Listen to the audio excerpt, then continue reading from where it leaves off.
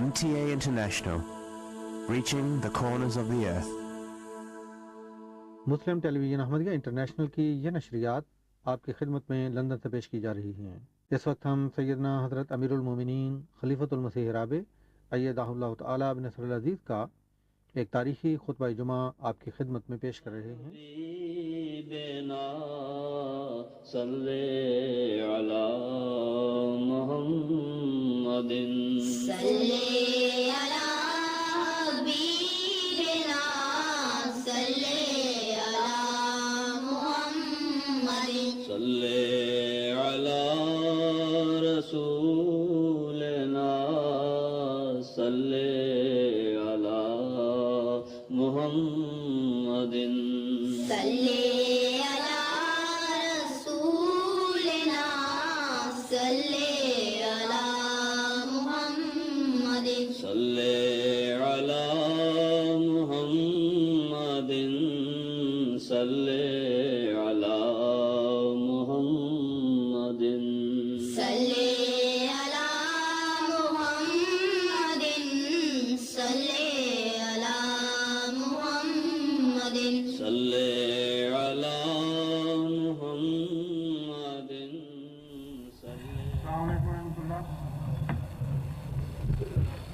نام دے دیں۔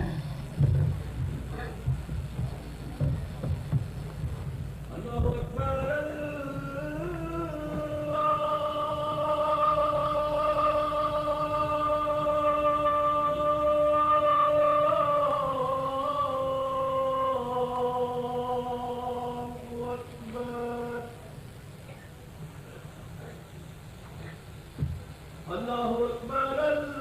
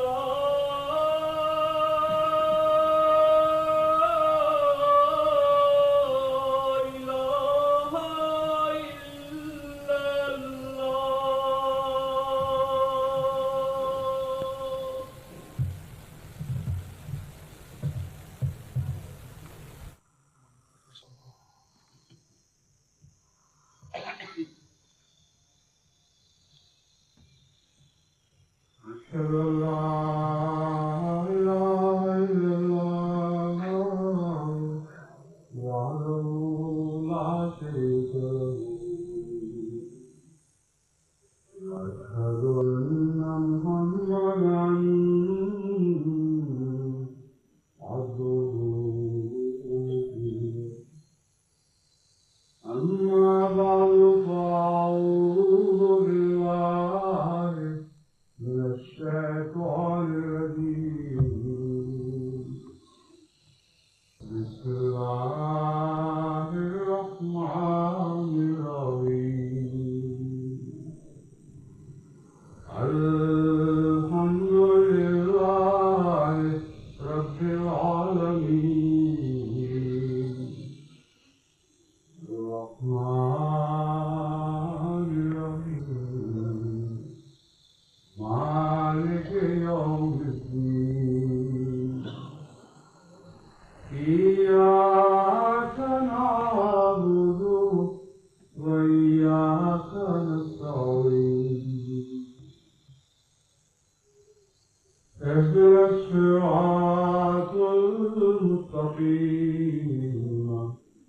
صراط الذين أنعمت عليهم غير المغضوب عليهم ولا الضالين.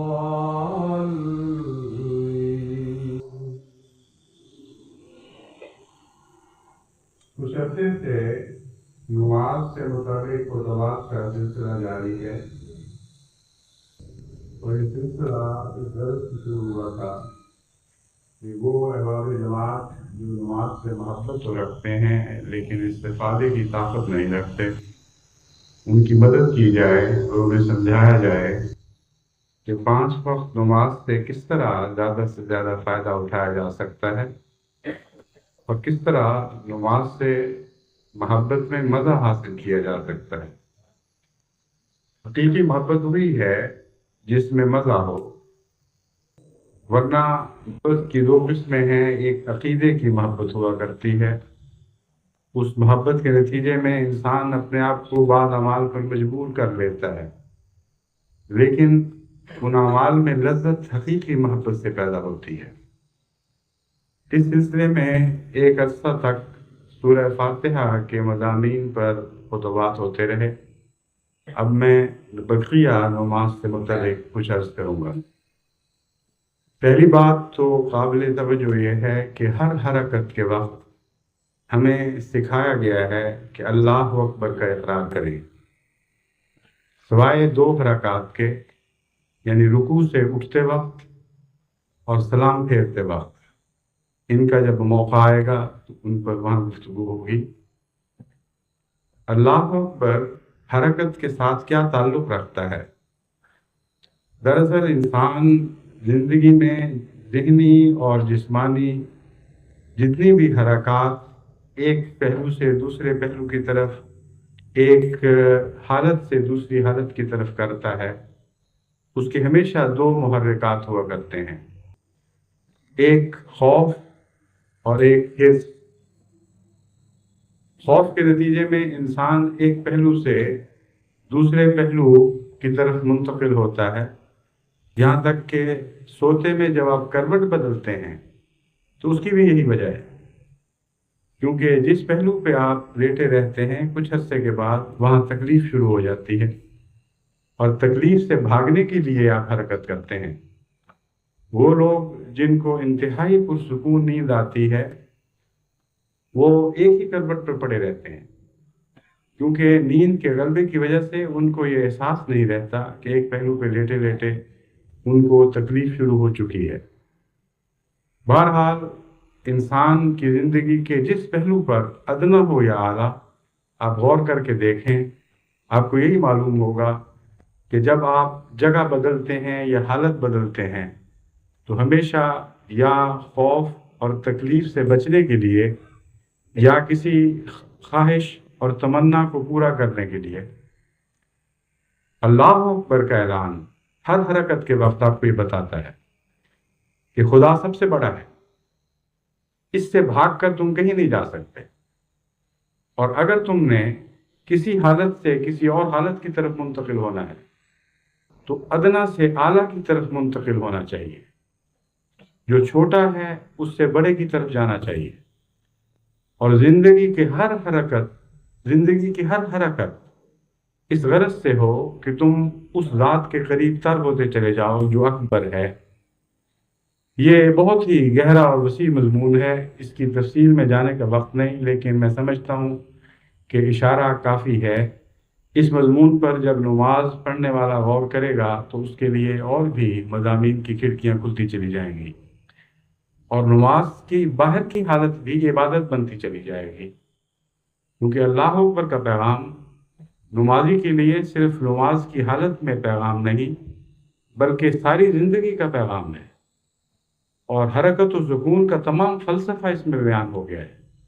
بس اس پہلو سے اس نماز کی حالت میں اس مضمون پر غور کرنے کے نتیجے میں زندگی کے دیگر مسائل بھی خدا کے فضل کے ساتھ آسن رنگ میں حل ہوتے چلے جائیں گے۔ اس کے بعد رکوع کی حالت ہے، اس میں ہم سبحانہ رب العظیم پڑھتے ہیں۔ اکثر لوگ غفلت کی حالت میں یہ پڑھتے ہوئے گزر جاتے ہیں، ان کو علم نہیں کہ وہ کیا کہہ رہے ہیں۔ اس مضمون پر 2-3 پہلو خاص طور پر توجہ کے لائق ہیں۔ اول یہ کہ عظیم کے کیا معنی ہیں۔ عظیم کے معنی بڑا ہے۔ کن معنوں میں بڑا؟ اکبر میں جو بڑائی کے معنی ہیں وہ مقابلتاً بڑائی کے معنی ہیں، اور اکبر کا مضمون عظیم سے مختلف ہے۔ عظیم اپنی ذات میں ایک ہیبت اور ایک جلوہ رکھتا ہے، ہیبت کا ایسا جلوہ جو قریب سے دکھائی دے۔ جب بھی آپ کسی کو عظیم سمجھتے ہیں، اس کو عظیم سمجھنے کے لیے ایک تو دور کا نظارہ ہے، وہ کانوں کے ذریعے آپ کو بتایا جاتا ہے یا دور سے آنکھوں کے ذریعے دکھایا جاتا ہے کہ فلاں چیز عظیم ہے، لیکن اس کی عظمت کا احساس اس کے قریب آئے بغیر نہیں ہوا کرتا۔ جب تک آپ کسی پہاڑ کے دامن میں نہ پہنچے، آپ کو علم نہیں ہو سکتا کہ پہاڑ کن معنوں میں عظیم ہے۔ ہمالہ کی باتیں ہم نے بھی سن رکھی تھی، مگر جب ہم ہمالہ کی طرف روانہ ہوئے اور ہمالہ کے دامن میں پہنچے اور بلند و بالا چوٹیوں کا قریب سے مشاہدہ کیا، تب ہمیں معلوم ہوا کہ پہاڑ کی عظمت کیا ہوا کرتی ہے۔ اسی طرح وہ انسان جو عظیم کہلاتے ہیں، دور کے نظارے میں وہ عظیم مانے تو جاتے ہیں، لیکن ان کی عظمت کا احساس نہیں ہوا کرتا۔ عظمت کا احساس ہمیشہ قرب سے ہوا کرتا ہے۔ یہی وجہ ہے کہ حضرت اقدس محمد مصطفیٰ صلی اللہ علیہ وآلہ وسلم کی عظمت در حقیقت ان لوگوں پر روشن ہوئی جو آپ کے قریب تھے، اور وہ جو دور کے زمانوں میں پیدا ہوئے، ان پر بھی آپ کی عظمت کو ظاہر کرنے کے لیے روحانی قرب کا نظام جاری فرمایا گیا۔ حضرت اقدس مسیح موعود علیہ السلام نے بھی آپ کو قریب سے دیکھا، اور یہی وجہ ہے کہ آپ کے قرب کی وجہ سے ہمیں بھی قرب نصیب ہوا، اور ہم نے بھی حضرت اقدس محمد مصطفیٰ صلی اللہ علیہ وآلہ وسلم کی عظمتوں کا قریب سے نظارہ کیا۔ یہی مضمون ہے جس کو سورہ جمعہ میں یوں بیان فرمایا گیا، وآخرین منہم لما یلحقوا بہم۔ کچھ ایسے لوگ بھی ہیں جن کو محمد مصطفیٰ صلی اللہ علیہ وآلہ وسلم کی قربت عطا کی جائے گی۔ زمانے کے لحاظ سے وہ دور ہیں، لیکن خدا کی تقدیر کے تابع قریب کیے جائیں گے۔ وہ آخرین میں پیدا ہونے والے اولین سے ملا دیے جائیں گے۔ بس یہاں بھی عظمت کا مضمون ہے۔ جب تک کسی کی عظمت اس کے قرب سے ظاہر نہ ہو، اس وقت تک اس عظمت کے نتیجے میں، عظمت کے احساس کے نتیجے میں انسان کے اندر تبدیلیاں پیدا نہیں ہوا کرتی۔ بس سبحانہ رب العظیم کا مضمون سمجھنے کے بعد انسان کو یہ معلوم ہو جاتا ہے کہ ہم نے سورہ فاتحہ میں جس خدا کی عظمت کا نظارہ کیا تھا، اس خدا کے قریب تر ہو گئے ہیں، اور اتنا قریب ہوئے ہیں کہ اس کے حضور جھک گئے اور اس کی اطاعت کو قبول کر لیا۔ ورنہ دور کا خدا اطاعت کروانے کے لیے کافی نہیں۔ خدا کی اطاعت حقیقی معنوں میں تبھی ہو سکتی ہے جب اس کی عظمت کا احساس ہو، اور عظمت جیسا کہ میں نے بیان کیا ہے قرب کو چاہتی ہے. پس رکوع نے اس مضمون کو مکمل کر دیا. یہ اطاعت کی حالت ہے. چنانچہ قرآن کریم نے اس مضمون کو یوں بھی بیان فرمایا وَارْكَعُوا مَعَ الرَّاكِعِينَ. یہ مطلب نہیں ہے کہ جہاں تم لوگوں کو رکوع کرتے ہوئے دیکھو تم بھی ساتھ اسی طرح بدن جھکا کر رکوع کر لو. مراد یہ ہے کہ جہاں بھی تم اطاعت کرتے ہوئے خدا کے بندوں کو دیکھو تو بھی اسی طرح اطاعت میں ساتھ شامل ہو جایا کرو، کیونکہ خدا کی اطاعت کا مضمون زندگی کے ہر شعبے پر، ہر حال پر حاوی ہے. اس پہلو سے جب آپ سبحان رب العظیم، سبحان رب العظیم، سبحان رب العظیم کہتے ہیں تو عظمتوں کا مضمون بھی بدلتا چلا جاتا ہے. عظمتیں ہر صورت حال پر مختلف رنگ میں اطلاق پاتی ہیں. پہاڑ کی عظمت اور ہے، ایک جانور کی عظمت اور ہے، ایک انسان کی عظمت اور ہے، اور خدائے ذوالعالیٰ والمجد کی عظمت اور ہے، والمجد ذوالمجد والعلا کی عظمت اور ہے. وہ خدا جس کو عظمت کو سورہ فاتحہ نے ہمیں سے سمجھایا، اس کی عظمت کو قریب سے دیکھنے کے نتیجے میں بے اختیار روح رکوع میں جاتی ہے، اور جسم کا رکوع اس کے تابع ہوتا ہے، اس سے پہل نہیں کرتا. پس جب آپ قیام کے وقت کے مضامین کو خوب اچھی طرح سمجھ کر پڑھ لیں تو اس وقت آپ کے دل پر ایک ایسی کیفیت طاری ہونی چاہیے جس کے نتیجے میں روح جھکتی ہو اور بدن بھی ساتھ جھکنے کا ارادہ کرے، جھکنے کے لیے بے اختیار ہو جائے. ایسی حالت کا نام رکوع ہے.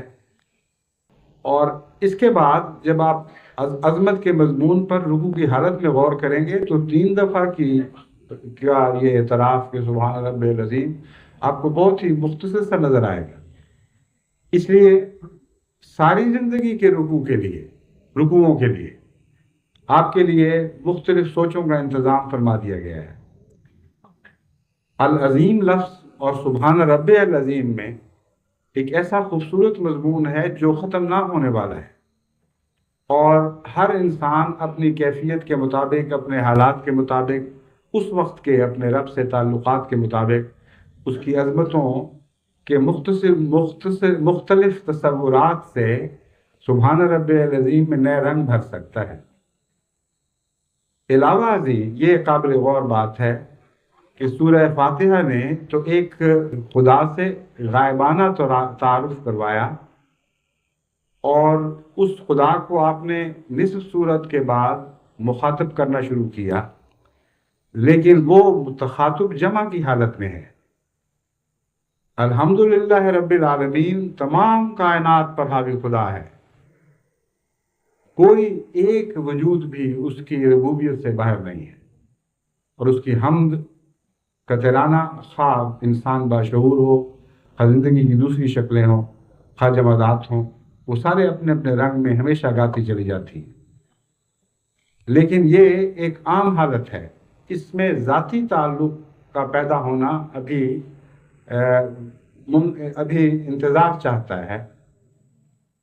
اس انتظار کی حالت کو خدا نے ایاک نعبد و ایاک نستعین کے ذریعے ختم فرما دیا اور ایک ذاتی تعلق قائم فرما دیا اس رب سے جو سب کا سانجا رب ہے. لیکن یہاں بھی اجتماعی رنگ ہے. ہم اے خدا تیری عبادت کرتے ہیں، یا تیری عبادت کرنا چاہتے ہیں، یا تیری عبادت کریں گے اور تیری ہی عبادت کریں گے، لیکن مدد بھی تجھ سے چاہیں گے. لیکن یہاں ابھی تک ایسا تعلق قائم نہیں ہوا کہ آپ یہ کہہ سکیں کہ میرا رب ہے. یہ تعلق ایک اگلا قدم ہے تعلق، اور یہ تعلق اطاعت کے بغیر قائم نہیں ہوا کرتا.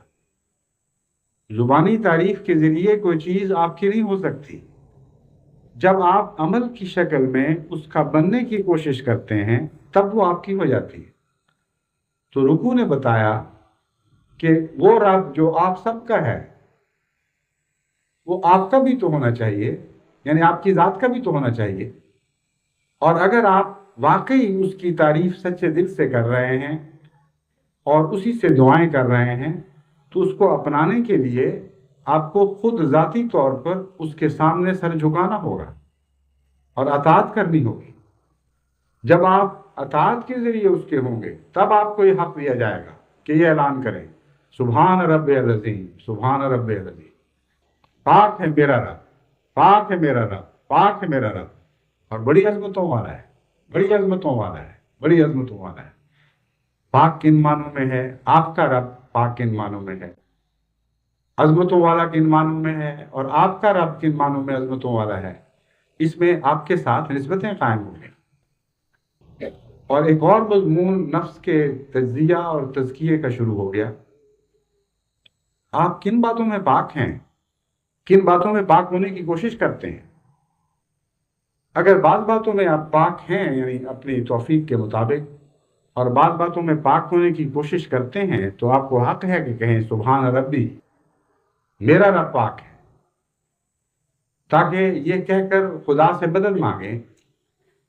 اگر آپ میں عظمت کے نشان پائے جاتے ہیں یا سچی عظمت کے خواہاں ہیں اور اس کی طرف حرکت کر رہے ہیں، تو آپ کو یہ حق ہے کہ کہیں کہ سبحان رب العظیم، ہاں میرا رب عظیم ہے، اس نے مجھے عظمتیں عطا کی ہیں، وہ مجھے عظمتوں کی طرف لے کر روانہ ہوا ہے۔ بس دیکھیں، اس ذرا سے مضمون کو بدل کر دیکھنے سے، زاویہ بدلنے سے، کیسے نئے مضامین مضامین کے جہان آپ کے سامنے کھلتے چلے جاتے ہیں۔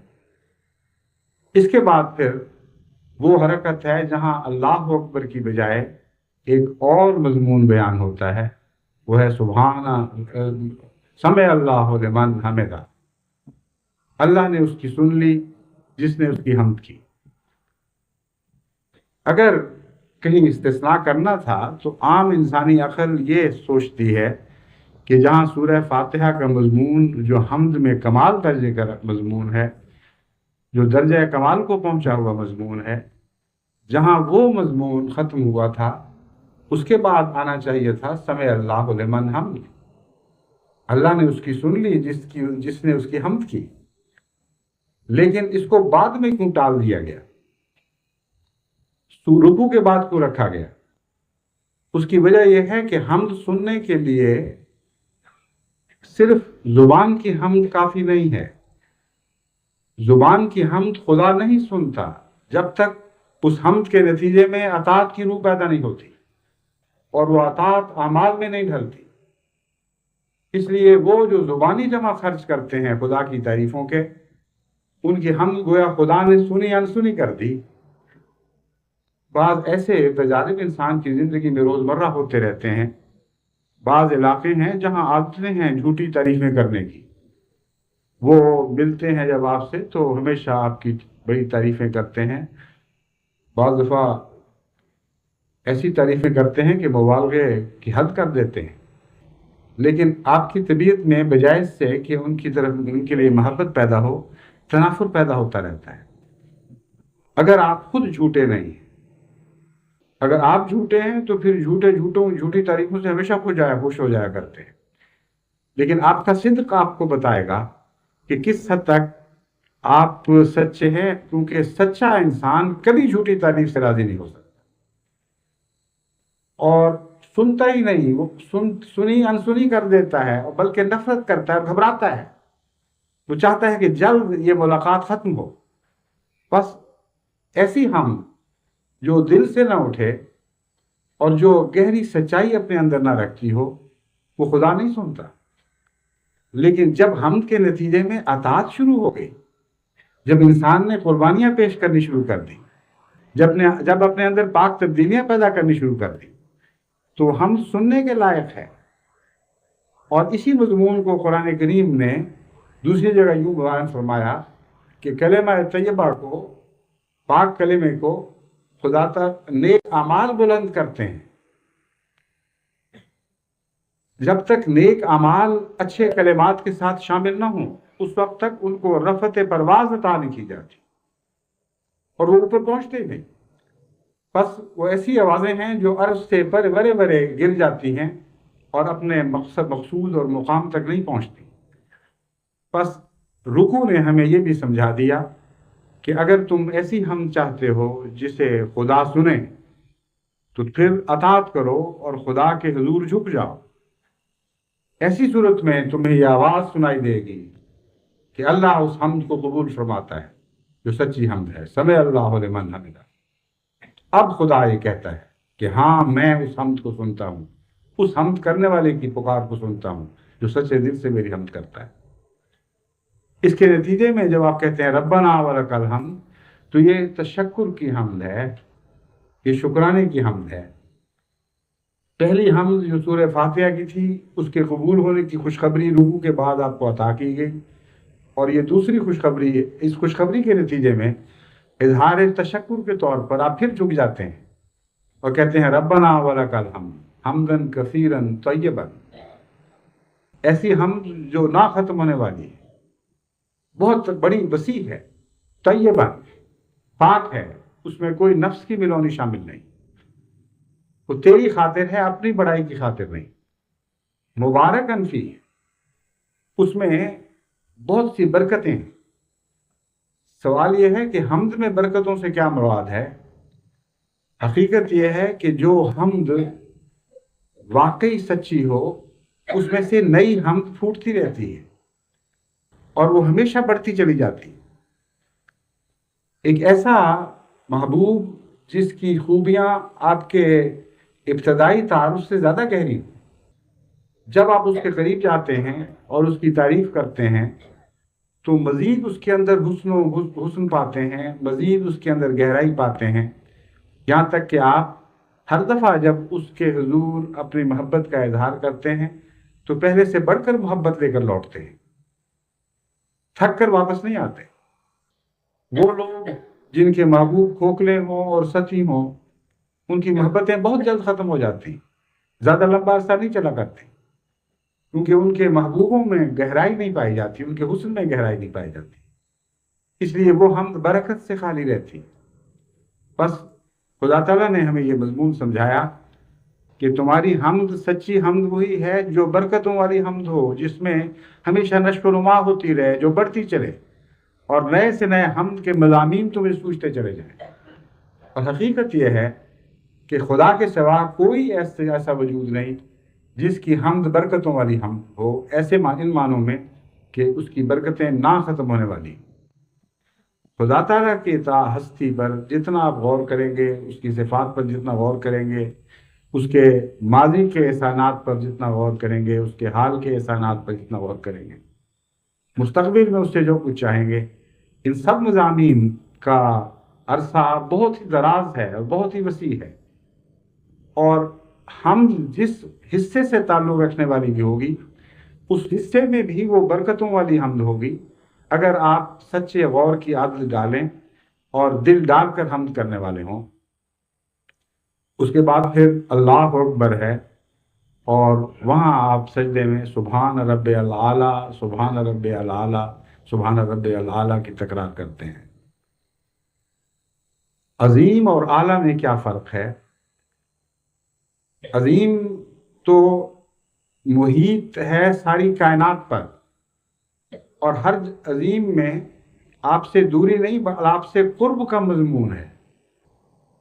قرب ان معنوں میں کہ آپ اس کی عظمت کے قریب آ گئے ہیں، قریب سے آپ نے جلوہ دیکھا ہے اور اس جلوے سے مروب ہو گئے ہیں.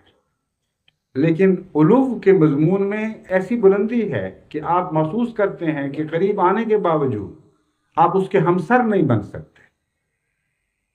وہ بہت بلند تر ہے اور جتنا آپ اس کے قریب جاتے ہیں اتنا ہی اس کی بلندی کا احساس بڑھتا چلا جاتا ہے.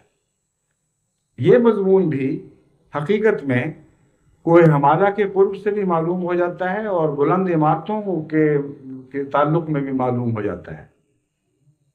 آپ نے سنا ہوا ہے آئیفل ٹاور اتنا اونچا ہے، امپائر اسٹیٹ بلڈنگ اتنی اونچی ہے، ٹورانٹو کا سی این ٹاور اتنا اونچا ہے.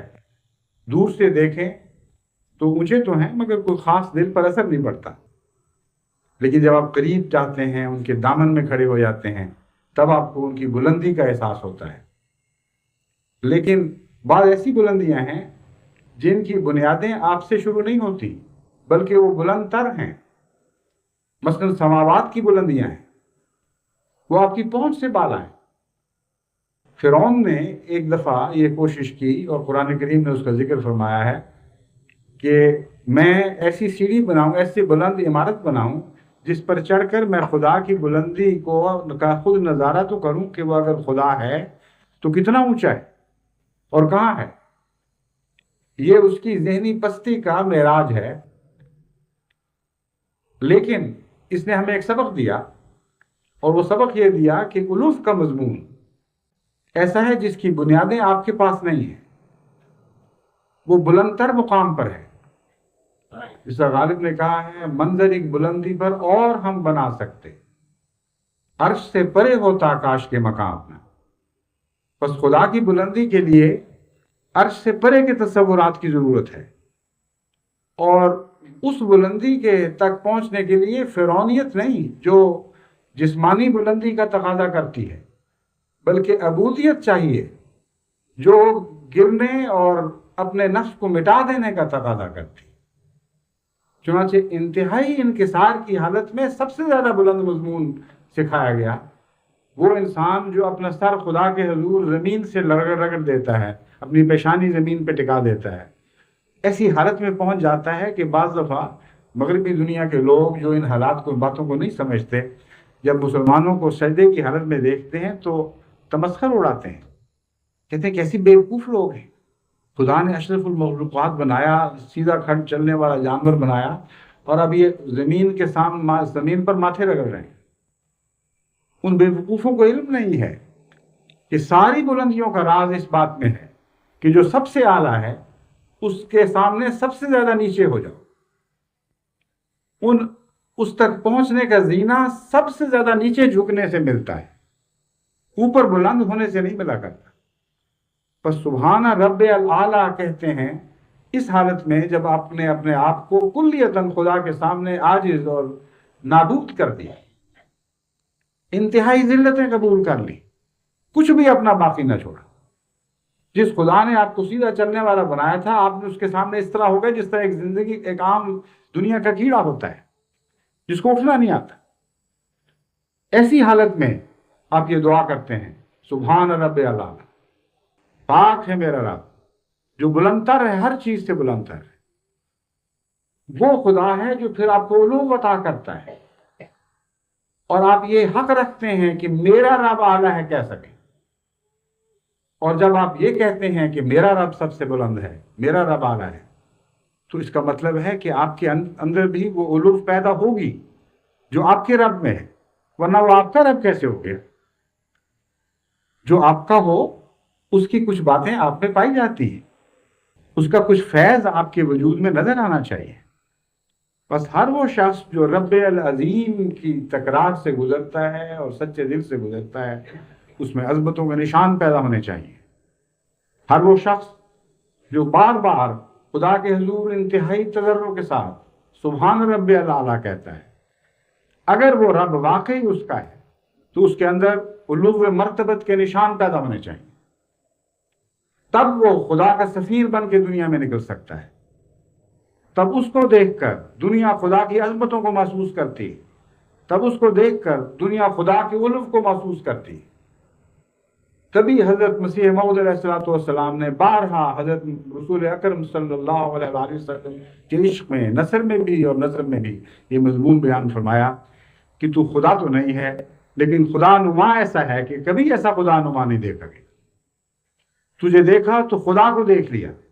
یہ شرک کا جملہ نہیں ہے بلکہ عدم شرک کا جملہ ہے. اس کی گہرائی کو سمجھنے کے نتیجے میں نہ سمجھنے کے نتیجے میں بعض دفعہ لوگ دھوکہ کھا جاتے ہیں. محمد مصطفیٰ خدا نما اس لیے بنے کہ اپنے وجود کو مٹا دیا، لا الہ کے مضمون کو اپنی ذات میں مکمل کر دی. یہ نہیں کہا کہ اے خدا تیرے سوا اور میرے سوا دنیا میں جتنے ہیں وہ کچھ بھی نہیں. اور بالعموم لوگ جب یہ کہتے ہیں کہ لا الہ الا اللہ تو در حقیقت یہی اعلان کر رہے ہوتے ہیں کہ اے خدا تیری ذات ہے اور میری ذات ہے، باقی سب کچھ نہیں.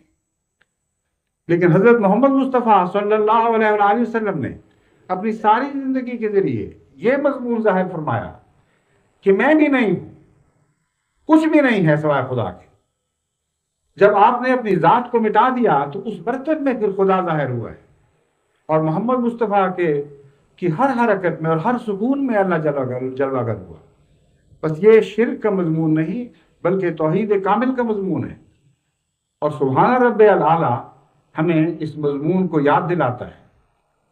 اگر تم اعلیٰ ہو اور تم کہتے ہو کہ میرا رب اعلیٰ ہے تو اپنے اندر سے سفلی صفات دور کرو، کیونکہ جو سفلی صفات کا بندہ ہے وہ رب اعلیٰ کا بندہ تو نہیں بن سکتا. اس لیے ایک دن کے سجدے کی بات نہیں، ساری زندگی کی جد و جہد کا معاملہ ہے. کیا ایک دن میں، کیا ایک سال میں، کیا 10 یا 20 یا 100 سال میں بھی انسان ہر قسم کی سفلی صفات سے معرہ ہو سکتا ہے؟ ہر قسم کی سفلی صفات سے مبرہ ہو سکتا ہے؟ ہرگز نہیں. بس یہ ایک ایسا جاری مضمون ہے جو کبھی ختم نہیں ہوتا. لیکن یہ حرکت ہمیشہ ادنا حالت سے اعلیٰ حالت کی طرف جاری رہے گی. اور یہ حرکت تب جاری ہوگی جب آپ کے اندر عجز پیدا ہوگا اور عجز کا ایک نیا مقام آپ کو عطا ہوگا. بس ہر سجدے کو آپ کا عجز بڑھانا چاہیے. ہر سجدے کے نتیجے میں آپ کو اپنی بے بذاتی اور بے بسی کا مزید احساس پیدا ہونا چاہیے. اس احساس اور خلا کو خدا کا علو بھرتا چلا جائے گا اور آپ کے اندر سے ایک نیا وجود پیدا ہوتا چلا جائے گا. یہ ہے سجدوں کا مضمون. اور اب آپ دیکھیں کہ وہ لوگ جو جہالت سے یہ کہتے ہیں کہ اسلام کی عبادتیں عجیب بور کرنے والی عبادتیں ہیں، ایک ہی مضمون تکرار کرتے چلے جاؤ، ہر روز 5 دفعہ کم سے کم اس کے حضور حاضر ہو، ہر رکعت میں اس کے سامنے وہی دعائیں کرتے چلے جاؤ. اگر آپ کا تصور سرسری اور ظاہری ہے تو یہ خالی برتن ہیں. ان برتنوں سے آپ یقیناً کچھ بھی فائدہ نہیں اٹھا سکتے.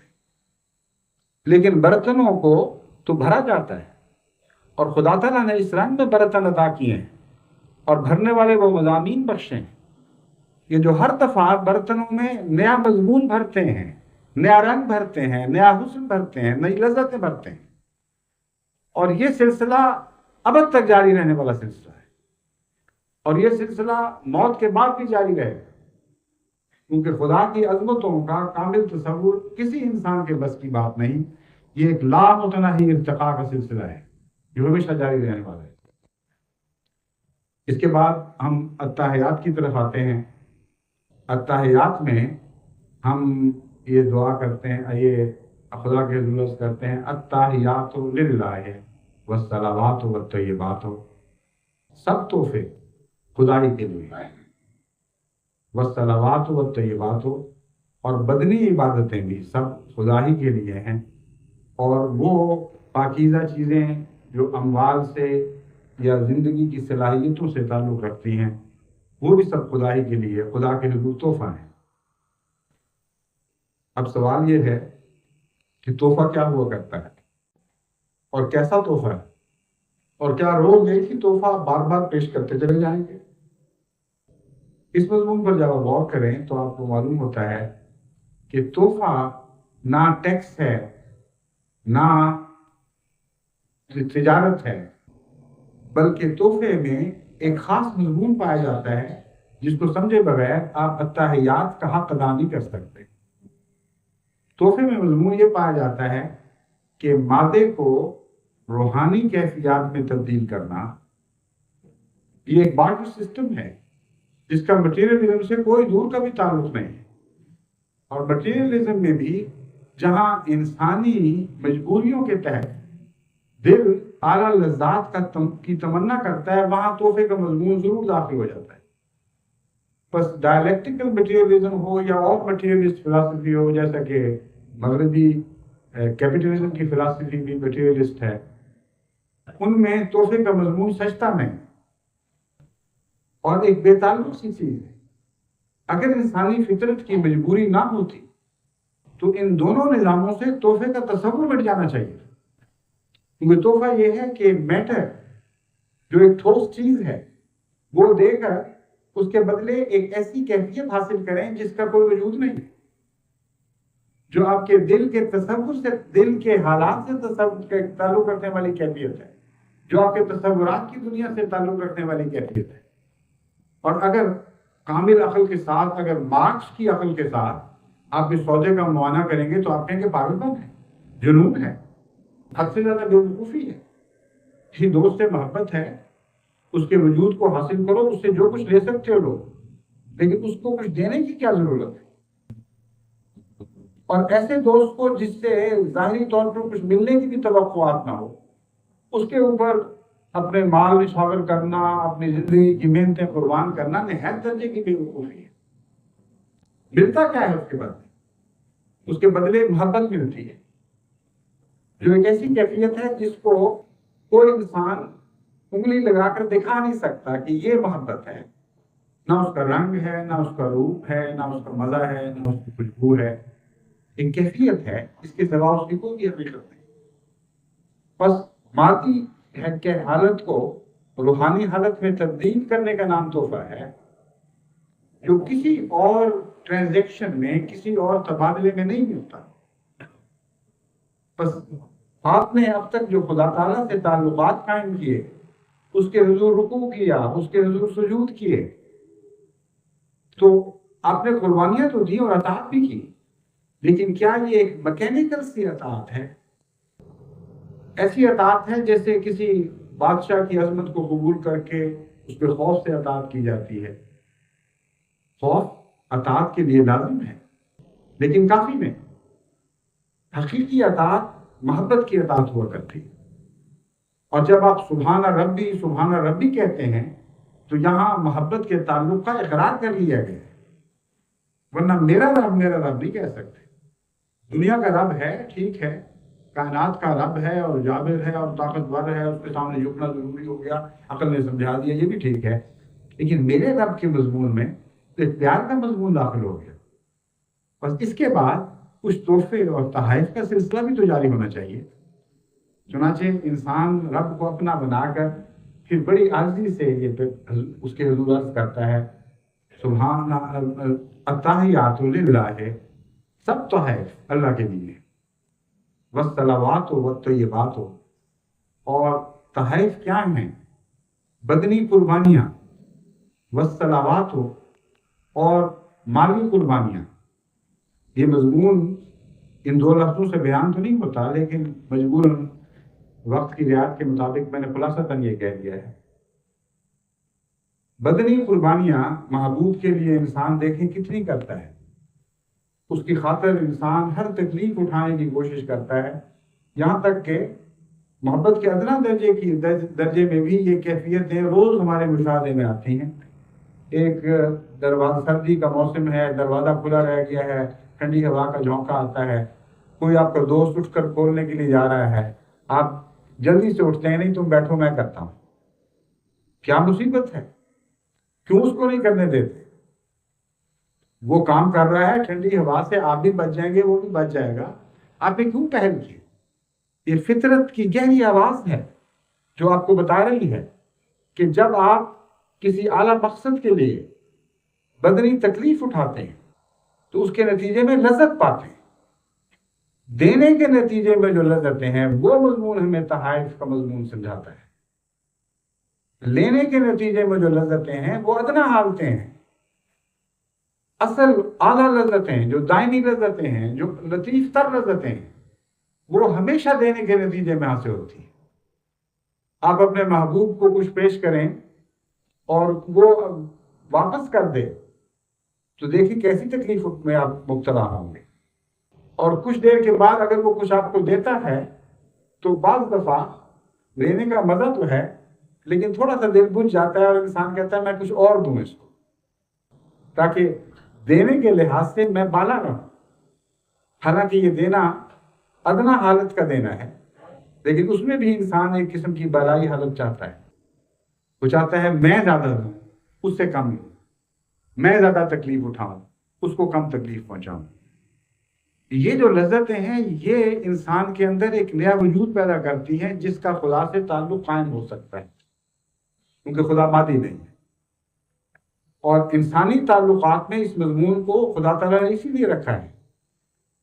میں نے جہاں تک ایوولوشن کا مطالعہ کیا ہے، میرے نزدیک ایوولوشن ادنا کیفیت سے اعلیٰ کیفیات کی طرف حرکت کا نام ہے، اور یہ بدنی تبدیلیاں جو ہم ایوولوشن میں ہم دیکھتے ہیں یہ ثانوی حیثیت کی تبدیلیاں ہیں۔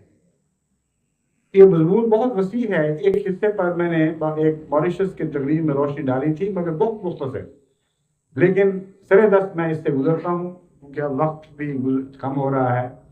باقی مضمون انشاءاللہ پھر بعد میں بیان ہوگا.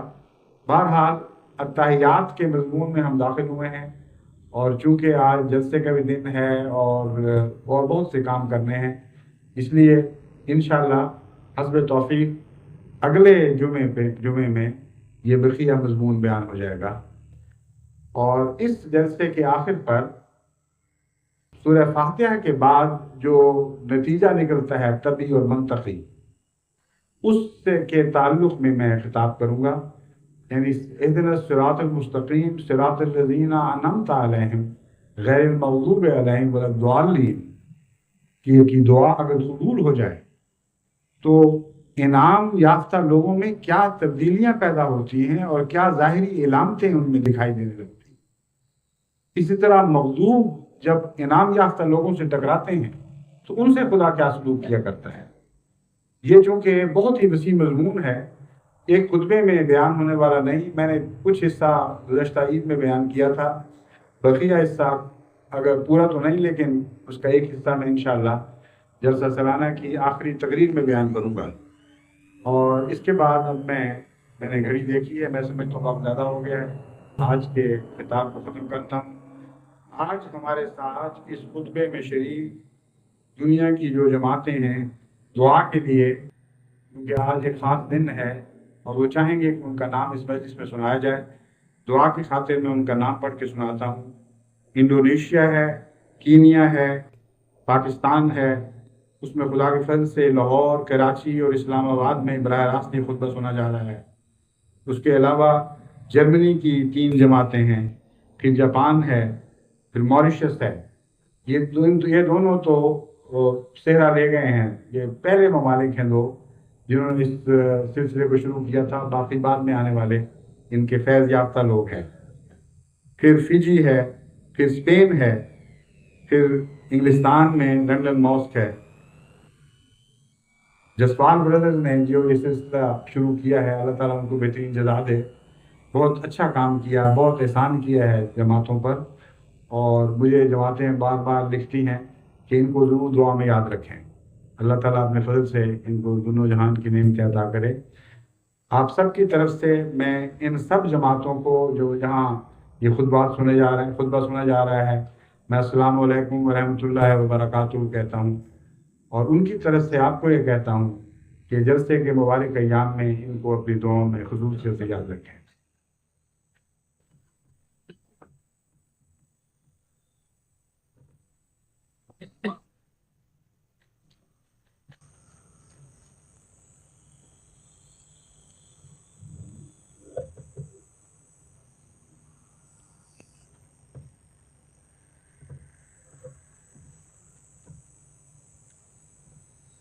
الحمد لله نحمده ونستعينه ونستغفره ونؤمن به ونتوكل عليه ونعوذ بالله من شرور أنفسنا ومن سيئات أعمالنا من يهده الله فلا مضل له ومن يضلله فلا هادي له ونشهد أن لا إله إلا الله وحده لا شريك له ونشهد أن محمدا عبده ورسوله. عباد الله رحمكم الله إن الله يأمر بالعدل والإحسان وإيتاء ذي القربى وينهى عن الفحشاء والمنكر والبغي يعظكم لعلكم تذكرون. اذكروا الله يذكركم وادعوه يستجب لكم ولذكر الله أكبر.